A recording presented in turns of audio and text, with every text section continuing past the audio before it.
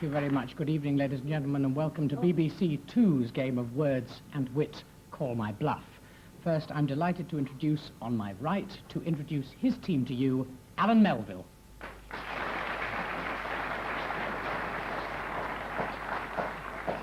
Good evening. Well, we have 2 draws, so we only need 6 more to get the coupon up. I have got 2 guests of mine from in or around Brighton, 2 very good friends of mine. On my left, à gauche, someone who has been absent from TV for far, far too long. We welcome back Elizabeth Allan.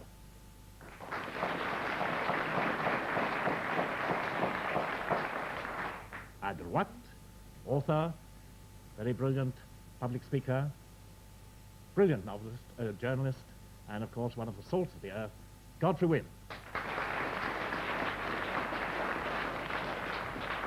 Thank you. And as usual, of course, on my left, Frank Muir.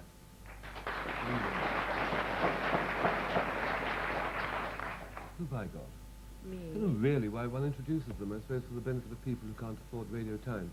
But I'm absolutely delighted to welcome on my right to a rare return visit to this program and a rare return visit to this country, the uniquest, Hermione Gingold.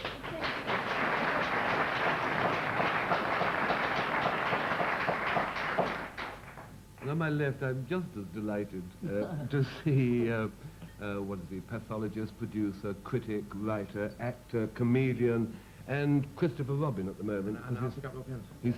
Thank you very much. I said Christopher Robin because you're spending all day with Alice, aren't you? Yes, right. It's Jonathan Miller.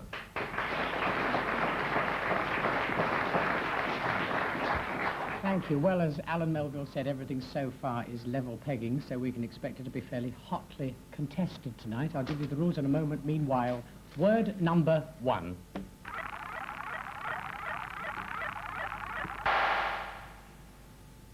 And word number 1 for Allan Melville's team is Morlop, M-O-R-L-O-P. Morlop. Allan Melville, will you and your team open folder marked number 1, please? These folders, of course, contain either a definition of the word, at least one of them does, the other 2 contain nothing. It's up to the panel to think up a couple of bluff definitions, and it's up to Frank Muir in this case to spot which is the correct one for him and his team. All right, Morlop, M-O-R-L-O-P. From the Oxford English Dictionary, what does it mean, Allan Melville? Well, you know those Valkyrie that went that ride? Well, there were 3 girls, Brunhilde, Brickhilde, and Hildebeg, something like that. Anyway. But it's generally assumed that Valkyries have got to be ladies. They usually are in opera, but in actual mythology, they can be men. There are male Valkyries, and a Morlop is in fact a male Valkyrie. It's a kind of, he's a dear, friendly soul. He's a kind of sort of mythological hovercraft. He hovers over these characters like Wotan and co. when they're engaged in battle. And he eventually hopes to see them, not actually to Valhalla, but to an adjacent stop on the same line. Morlop, a sort of male Valkyrie, as far as I'm prepared to go. Thank you. Jolly good. Elizabeth Allan. Well, no, it's nothing like that at all. A Morlop. If you go into the Middle East and go into a rather large Moorish village or town and to visit a very rich Moorish gentleman, they are very jealous Moors. They're very proud and handsome people. But in their houses, they always have a separate room for their men friends to come. They don't want their wives to see them. And so Morlop, it's quite simple. I mean, there you see them all the time. It's an annex in a large Moorish house where the gentleman can wait without the wives of the house seeing them. And that is a Morlop. Jolly good. Thank you. Thank you. Godfrey Winn, Morlop. Well, don't take it in as my 2 dear friends from Brighton. Very ingenious, but I know the answer to this one because it happens the other day. I saw a very nice friend of mine who comes from Australia, and I said to her, what a pretty necklace you're wearing. She said, oh, it's made of Morlops. I said, made of Morlops? What is it? Oh, she said, it's a semi-precious stone. It's found on the beaches of New South Wales. We in Australia give it a lot for silver wedding anniversaries, or if a girl comes of age, she says to her dad, could I have a necklace, Dad, of Morlocks, or one of those plaques like Gingold is wearing on her bosom. That could be made of Morlocks and beachcombers. It is, no, because Morlocks are yellow. And beachcombers in New South Wales, when they don't think they're going to eat for a week or so, they go on the beaches and they look for these pebbles, which are called Morlocks. Oh, do shut up. All right. Thank you very much. Well, I've been very deceived. Well, those are the three definitions Frank Muir's team has to face. A benevolent war spirit, a Moorish waiting room, or a jasper pebble, a Morlop. And to decide which is the correct definition for your team, Frank Muir. We think Allan is having a bit of a go over his male Valkyrie, hoping that we shall confuse Morlop with Warlock. So we dismiss that. That's what you were trying to do. Yes. And Elizabeth Allan's this sort of convenience for gentlemen just inside the front door. Don't think that's true, even in the East. So we're driven back to Godfrey's old bean, his lady semi-precious stone. We think it's picked up on Bondi Beach. Godfrey Winn's definition that a Morlop is a jasper pebble. Godfrey Winn, bluff or true? May we see your card, please? I'm afraid it's true. Well done. Well done.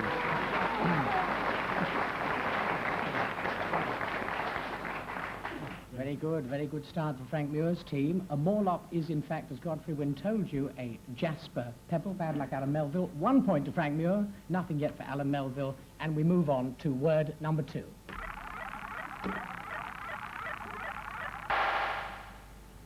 And word number 2 is strumple, Frank Muir's word, S-T-R-U-M-P-L-E. Open your folders, please. Strumple, S-T-R-U-M-P-L-E. I forgot my little bell the first time to warn everyone their time was up. I will use it now. Strumple. That's very definite. First definition, please, Frank Muir. A strumple, quite obviously, is a hodgepodge. Or, if you prefer, a hodgepodge. It's a kind of mess, a mélange, a mix-up, a sort of word that could be applied to a television program. But normally it's applied to food. It's the sort of thing that you used to have, a whole mess all over a plate. It's the old version of what we now call hors d'oeuvre. Strumple. Thank you. Hermione Gingold. A strumple is the small working part in the back end of a horse.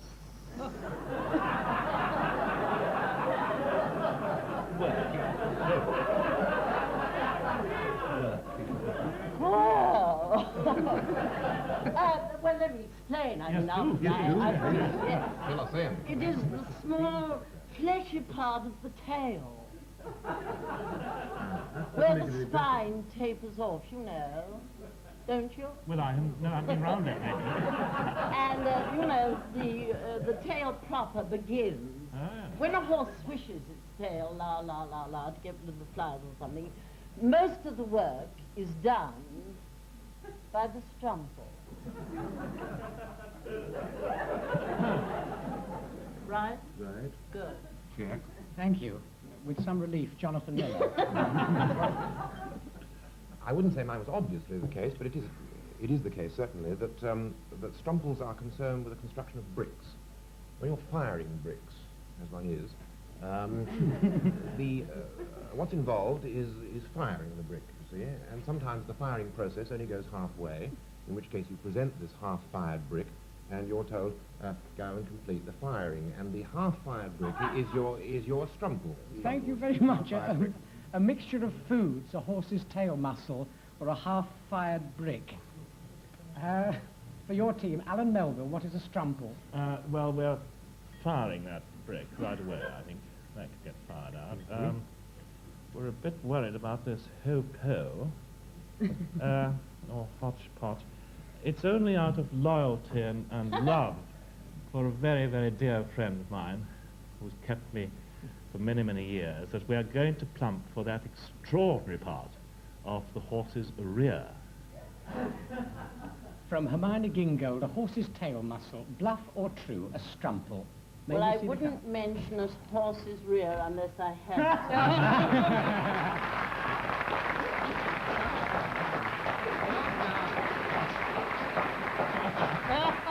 Score is 1 point all, and we come to word number 3.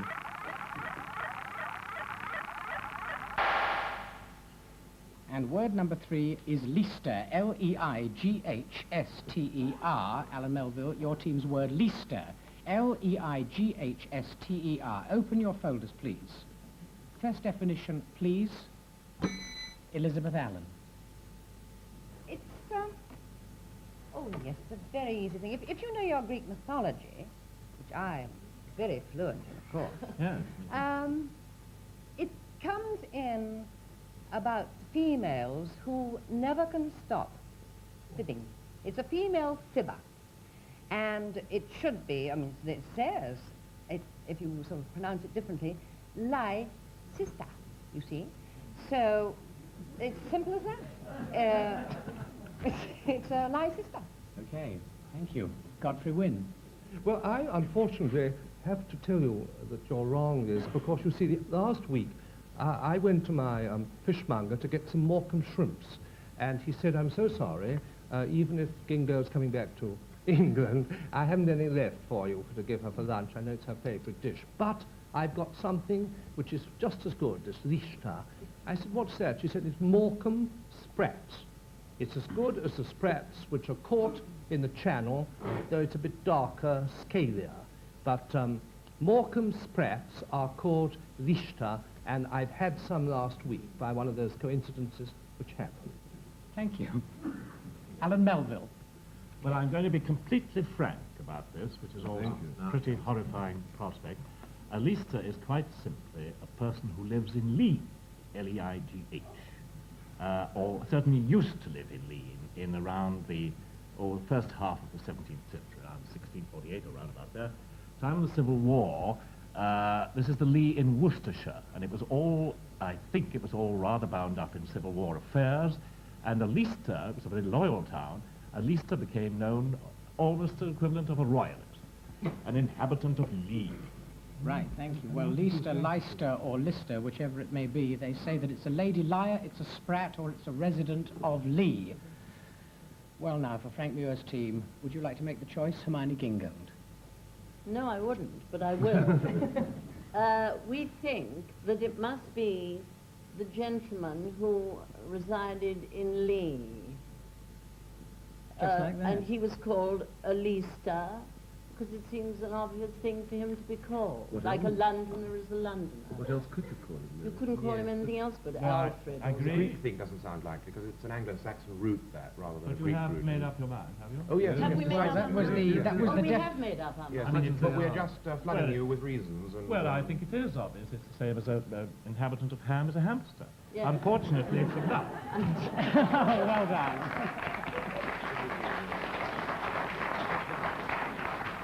Leicester, or Lister, whatever it may be, is not a resident of Lee. Who gave us the correct definition and scored a point? Well done, Elizabeth Allan.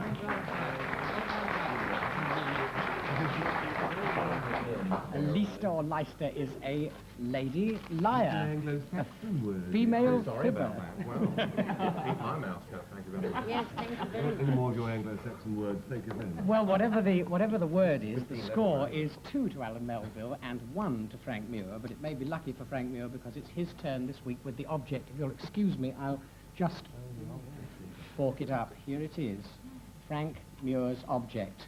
The difference between this and the words, of course, is that it's an object, A, and B, they have all seen it, they all know what it is, and they have had a chance to prepare 3 different definitions of its use. Thank you very much. All right, there it is. You've had a good chance to look at it. First definition of this object's use, please, from Hermione Gingold. It's a piece. It's a piece. It's a piece of Victorian office equipment. That's what it is. It's the, it's rather fun. It's the ancestor. Leave it Strumple alone. It can become a habit. It's the ancestor of the stapler. The stapler, or bogger. It did. It works differently. It forces together. It forces together two halves of a lead disc, which performs exactly the same function.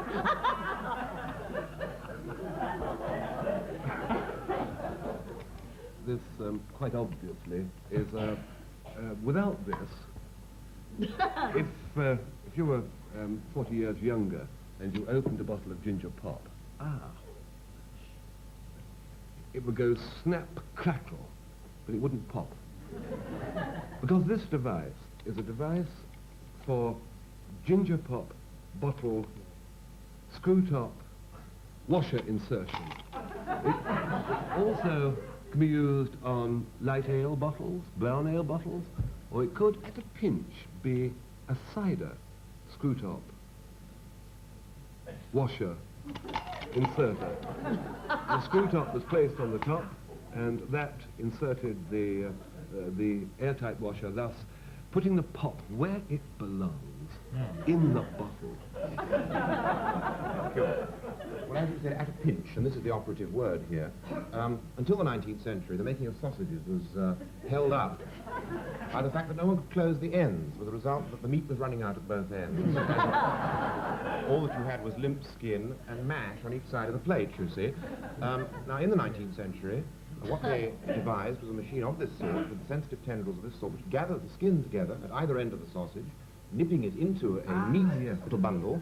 It's for a large sausage, mind you. The small sausages, of course, tend to contract around themselves anyway. But the larger sausage is kept closed at this end by inserting the skin round here, winding it, and then slowly drawing it down like this. Well, they say it's a Victorian paper binder, or it's a ginger pop bottle screw top washer fitter, or a sausage pincher. Elizabeth Allan. Me? Yes. No. Oh, obvious.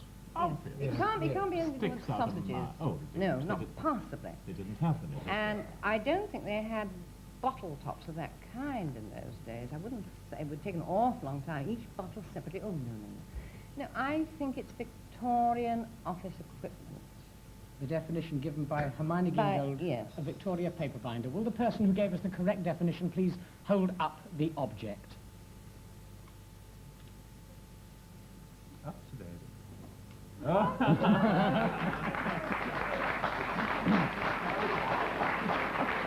We are indebted to the Reading Museum for supplying us with the object. It gives us a score of 2-all, so we're still very close, and we now move on to our next word.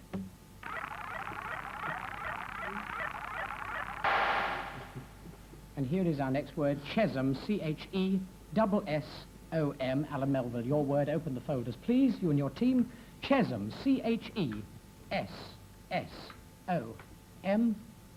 First definition of Chesham, now from Godfrey Winn, please.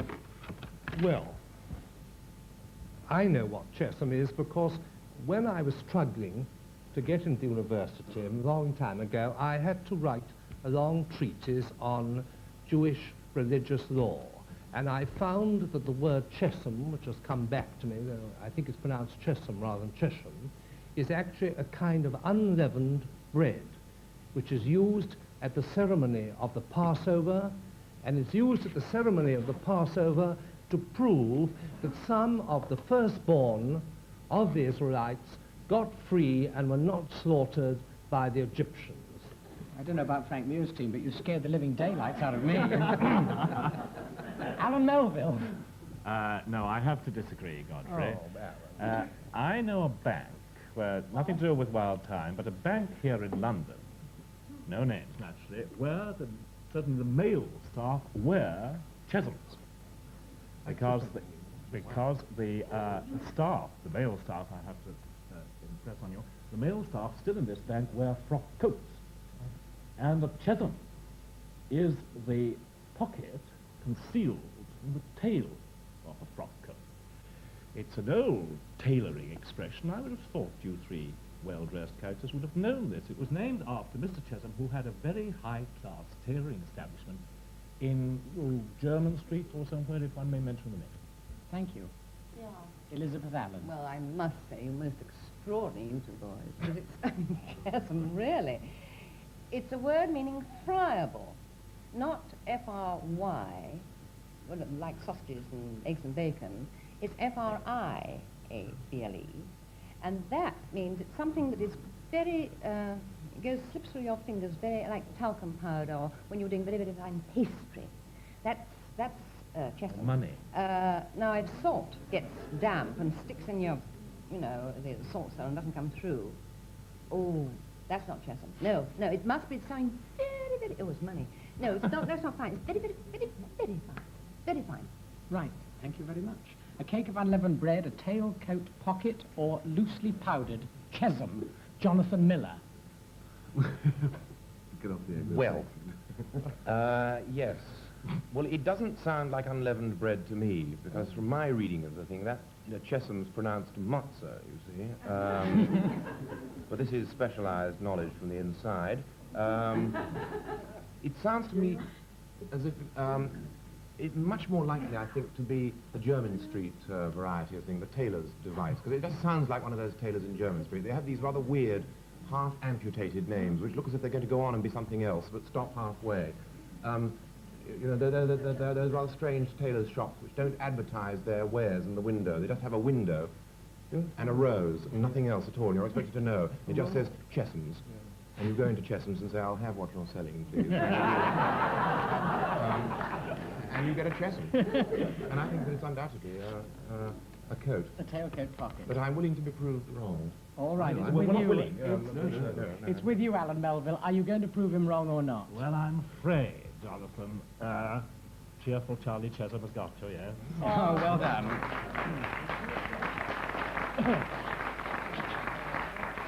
I like the fantasy, but chessum is not, in fact, tailcoat pocket. What is it? Who gave us the correct definition? Well done, Liz Allan. Very, very good. Chessum is loosely powdered. The score is 3 to Alan Melville, 2 to Frank Muir, and we come to our next word. Oh, you've got time there. And the word is bullery. Thank you very much, ladies and gentlemen. B-U-L-L-A-R-Y. Frank Muir, it's your word. Will you open the folders for bullery, please? Right. Thank you, Hermione Gingold. First definition. Oh, me first? Yes, of course. It's, a bullery is a collection of papal bulls. It is a pile of edicts. It is possible that His late Majesty Henry VIII, the well-known papal bullfighter, used bulleries as filling for the royal waste paper baskets, and with that I leave you.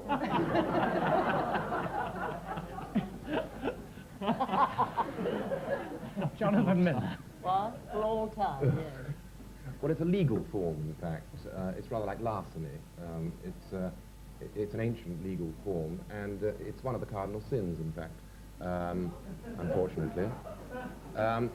It really involves overpowering desire to possess something which is not yours, and in its name, one will be willing to commit bullery in order to possess the thing. It's rather like larceny in this respect, and other crimes of the same nature, and it's pretty serious, I would say. It's a pretty grave offence.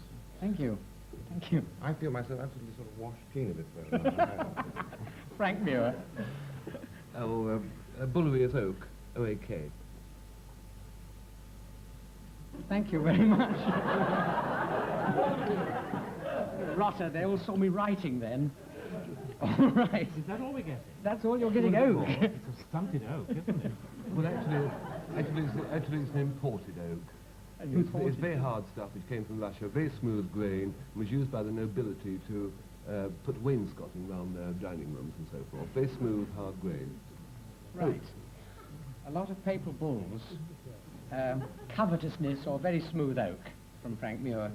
Bullery, Godfrey Winn. Just give us 20 minutes, mate. Yes, he doesn't deserve it. Well, I don't think that brief explanation, Frank, was sufficient. I don't think it's oak. And Gingold, for whom I have the greatest affection and admiration, she gave too polished a performance. I don't think it's anything to do with Henry VIII or papal bulls or modern bulls or the backs of horses or anything. I think it was Jonathan Miller. Covetousness, Jonathan Miller, the other side of your card. Well done.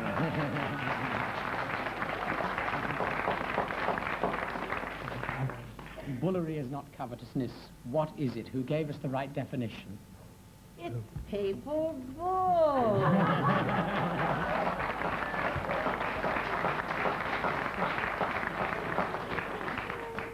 It is, as Hermione Gingold said, papal bulls, bullery. I don't believe it. It's true. 3-all. Very, very exciting. What will happen? 3-all. What will happen? He said to the next word. It's principle. And the next word is Bruke. B-R-U-K-E. And I will take the first definition of the word Bruke from Allan Melville. Well, Bruke is a word like, oh, there's awfully difficult to explain. A young dog is a puppy, isn't it? Yes. A young cat is a kitten. A young pig is a piglet. A young liberal is... No, I better not go to that. But a young anything has these special names. Well, a Bruke is the youngster of a certain species. And as a matter of fact, it was an absolute nuisance in ancient Egypt, because there they had, as you probably know, rather serious plague. In fact, several plagues, 7 in all, in which locusts took a fairly predominating part. And a Bruke, Hermione dear, I have good news for you. A Bruke is a young locust, so that Egypt was absolutely overrun by Brukes, as well as the Nile. Thank you. Yes. Right, Elizabeth Allen, Bruke.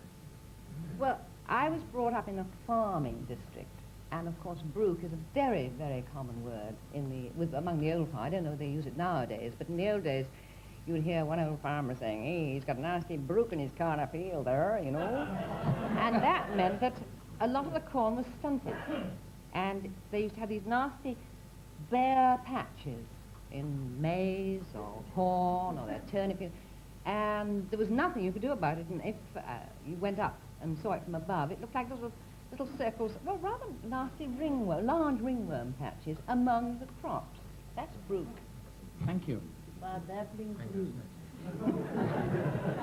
Well, quickly, Godfrey Winn. Well, I think Liz's explanation is much the most graphic and realistic, except that mine is better, I hope. It's an onomatopoeic word. Like you say, book, like that. Brook is like that. You get a total hot feeling in your chest, and there's a very medical term, but I had to go... Yes, that's really... No, that's not the medical. That's a simple word. Brook is the onomatopoeic word for it, and that's what it is, Brook.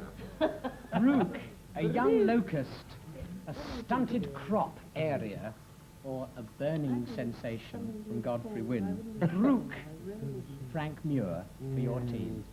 You've got to be careful too, you're 3-all. Very We careful. We have to be 2 careful. draws so far. 2 draws and 3-all, And so now we watch lose it. this one to encourager les autres. This Bruke, this young river, this young locust, no, not on. Godfrey's onomatopoeic hiccup. The hiccup itself is onomatopoeic. It seems unlikely that onomatopoeia should strike twice. So as usual with this programme, we're having trouble with corn again. And we think it's Elizabeth's corn fluke. And it isn't, is it? No. Well done, Elizabeth Allen. It was, in fact, a bluff, as you can see. Bruke is not the stunted corn or whatever else you may call it. What is Brook? Who gave us the right definition? Thank you very much. We now leave our game after 2 draws with a score of 4-3 in Allan Melville's favour. Well done. And from me, Robin Ray, good night. See you next week. Good night.